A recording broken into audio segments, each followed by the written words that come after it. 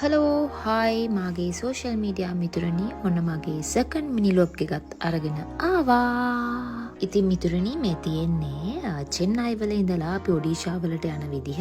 චෙන්නයි වල ඉඳලා අපි භුවනේශ්වරම එයාපෝට් එකට තමයි යන්න ඕනේ. එතන ඉඳන් අපි පැය 3ක් බස් එකේ යන්න ඕනේ ඔඩිෂාවලට යන්න නම්. ඉතින් මේ පැය 3 ගමන යන්න ඔඩිෂාවල ඉන්න අපේ ආදරණීය ඉන්දියානු යාළුවෝ බස් එකක් අරගෙන ආවා අපිව එක්ක යන්න. මෙහෙමනේ ඉතින් පැය 3ක් යනවා කියලා කියන්නේ අපිට බඩගිනීම හැදෙනවනේ මිතුරනේ. ඒක නිසා අපි කෑමත් කාලා, චායි පාල්කුත් බීලා කෙලින්ම හොටෙල් එකට ආවා. ඒක ඇවිල්ලා VIP හොටෙල් එක. ඉතින් ඒකේ නම තමයි පෝස්ට් සිටි ගෙස්ට් හවුස්. අපිට ඔඩිෂාවල වේදිකා නාට්‍ය රඟ දක්වන්න තිබුණේ ජයදේව් සාදු තියටර් එකේ. ඉතින් මේ තියටර් එකේ ෆස්ට් ටයිම් තමයි ඉන්ටර්නැෂනල් ඩ්‍රාමා එකක් පෙන්වන්නේ. ඉතින් ඒක අපේ ලංකාව වීම මට ඉමහත් ආඩම්බරයක්. මේ තියෙන්නේ තියටර් එක මේ ප්‍රාන්තයේ ඇවිල්ලා නිකන් අපි ගමක ඉන්නවා වගේ වයිබ් එකක් තමයි තිබුණේ. ඒක හරි ෂෝක්, හරි නිස්කලංක තැනක්. තියටර් එකට ගියාට පස්සේ පොඩි ඩිස්කෂන් එකක් ගියා ලංකාවයි ඉන්දියාව අතර තියෙන සම්බන්ධය ගැන. ඉතින් ඒක ගැන තමයි ආයේ කියලා දුන්නේ අපිට. ඊට පස්සේ ඉතින් දන්නවනේ බඩගින්න කියන එක ඉතින් අපි කාටත් පොදු දෙයක්නේ. අපි කණ එක තමයි එහෙ ගිහිල්ලා කරේ. ඊපස්සේ අපි ආයෙ නැවත හොටෙල් එකට ගිහිල්ලා කාලා මේ ආයෙ තියටර් එකට යන ගම ඒ කෙලින්ම ගියේ මේකප් එකට. මොකද අපිට 6:00ට තමයි ෂෝ එක පෙන්වන්න තිබුණේ. ඒ අතර අපේ නාට්‍ය ගැන පොඩි ඉන්ට්‍රොඩක්ෂන් එකක් බලන්න ආපු ඔඩියන්ස් එකට දුන්නා. මොකද භාෂාවමය ගැටලු අපි කාටත් තියෙනවනේ. ඒක නිසා නාට්‍ය ගැන පොඩි ඉන්ට්‍රොඩක්ෂන් එකක් බලන්න ආපු අයට දුන්නා. මේ තමයි නාට්‍ය යන අතරතුර නවදිල්ලියේ වගේම මට ඔඩිෂාවලත් සෑහෙන ප්‍රතිචාර හම්බුණා මගේ ඇක්ටිං වලට, අපේ නාට්‍යයට, ඒ හැමදේටම.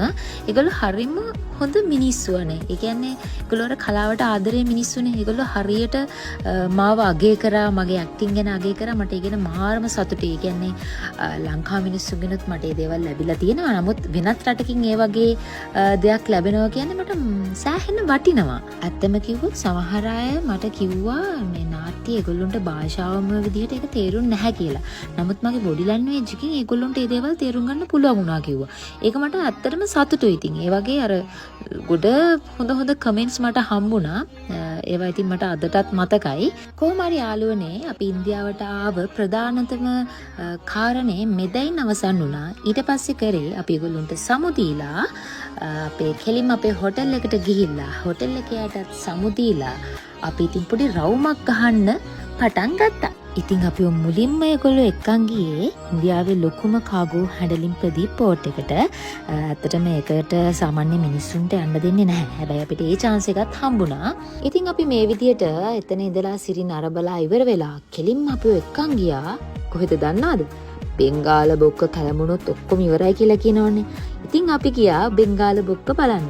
එතනත් පොඩි පිස්සුවක් නටලා ෆොටෝ ගහලා වීඩියෝ කරලා අපි කෙලින්ම ගියා ලලිතගිරි පෞරාණික පන්සලට. ඉතින් අපි දෙවියන්ගෙනුත් ආශිර්වාදය අරගෙන කෙලින්ම අපිව එක්කන් ගියා එහි තියෙන වීදිවලට. ඇත්තට මේ වීදිවල වයිබ් එක ගත්තොත් අපේ කොළඹ තියෙන පෙටායක තියෙන්නේ අන්න ඒ වගේ වයිබ් එකක් තමයි එහි තියෙන්නේ. මං ඉතින් මෙහෙදි ගොඩාක් ගත්තේ චුංකා. මම ඔයගොල්ලන්ට කිව්ව නේද ඉන්දියාවේදී අපි ආදරය කරන කෙනෙක්ව හම්බුණා කියලා. එයා තමයි මේ ඉන්නේ. අනුපම් කෙහෙර්. ඉතින් ඇත්තටම මෙයා ඇවිල්ලා නැෂනල් ස්කූල් එකේ හිටපු සභාපති කෙනෙක්. ඉතින් එයාවත් අපිට හම්බුණා. යත් එක්ක අපි ගොඩාක් දේවල් කතා කරා.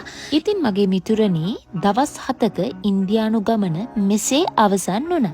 हमारा ख्याल रखते के लिए भारत में हमारे दोस्तों को बहुत धन्यवाद और प्यार. මගේ බ්ලොග් එක බලපු ඔයාලටත් බොහොම ස්තුතියි. මගේ ඊළඟ බ්ලොග් එකකින් ඉක්මනටම හමු වෙමු. Thank you so much.